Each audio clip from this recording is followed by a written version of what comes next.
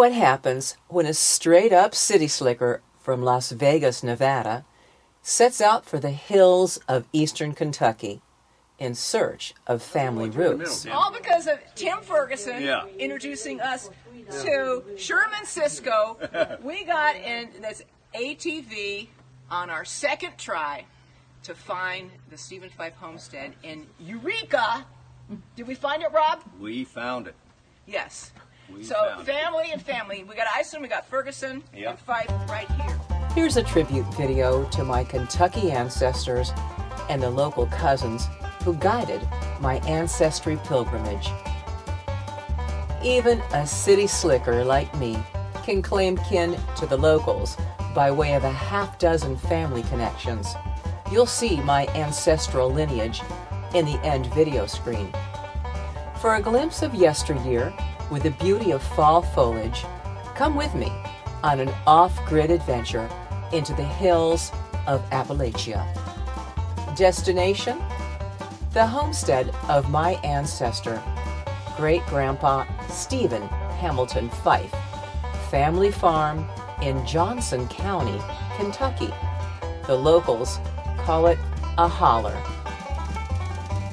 Well, come and listen to a story of a man named Steve, poor mountaineer, but he surely did believe. Then one day, the life of a Kentucky hill dweller just wasn't the same anymore. The world changed. Living off the land and off the grid meant no running water or electricity. Hardy hill people neither knew about modern conveniences nor found them necessary.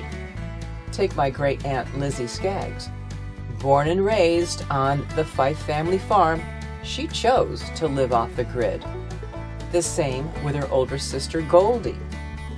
The 1930 census reported both sisters living with their parents on the family homestead into their 30s. Proverbial old maids for those times, until she met and married Clyde Skaggs later in life and moved to Flat Gap, where she ran the tiny post office. I wrote letters to her and sent them without an address, just Lizzie Skaggs, Flat Gap, Kentucky. Widowed and in her 70s, she continued to plant a garden, canned it, and stored the harvest in a dugout cellar to last the winter. She said she never needed electricity or running water, but the townspeople forced her to have it. Great-Grandpa Steve Fyffe was born in 1869, the last part of the 19th century, witnessing such a changed world in his lifetime. After an ATV ride straight uphill, then hiking through the brambles, briars, and fallen trees for 2 miles, I found it.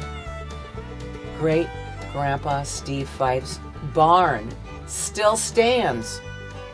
I was drawn to it like a moth to a flame. There is the Stephen Fyffe homestead barn. Right there.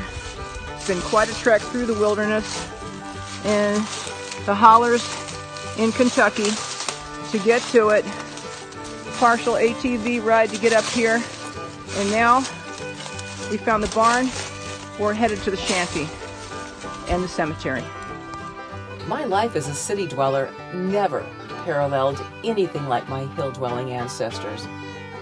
I am in awe just being here 70 years after Stephen and Melinda Fyffe raised their children and ultimately abandoned the property by way of their deaths. Here in these hills lies shadows of another lifetime.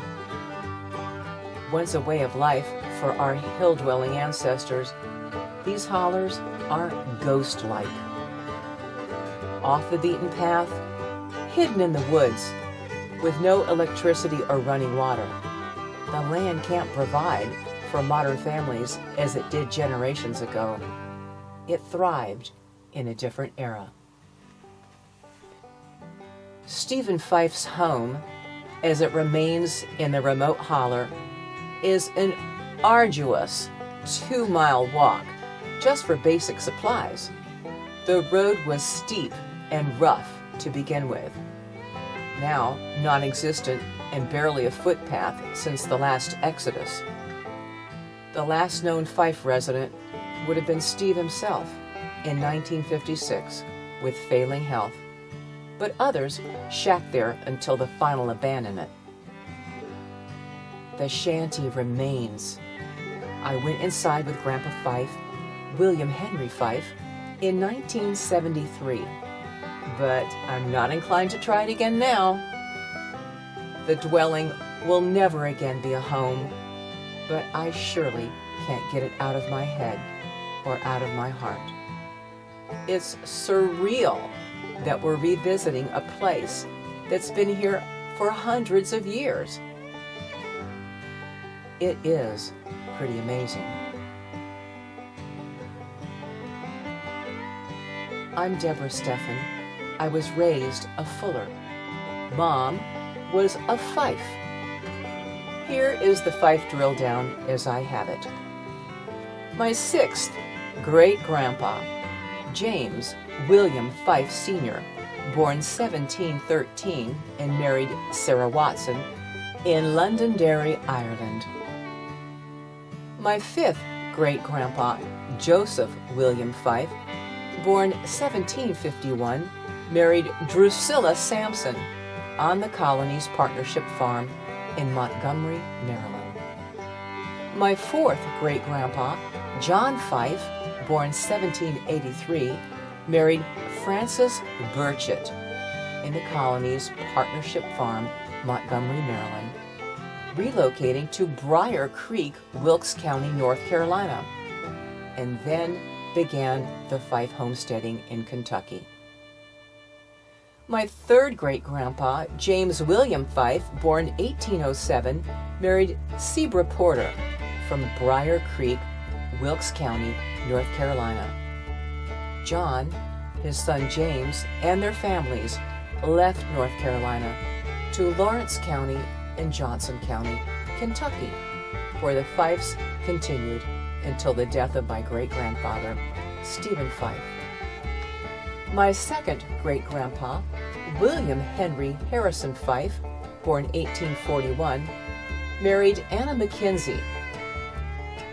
My great-grandpa, Stephen Hamilton Fyffe, was born 1869, and he married Melinda Mabry from Virginia. Both are laid to rest in the family cemetery here in the Holler. My maternal grandpa, William Henry Fyffe, born 1901, married Greta Bailey. Her mother was Rissa Alice Hill. He had 4 daughters, no sons. His third daughter, Virginia Augustine Fyffe, was my mother.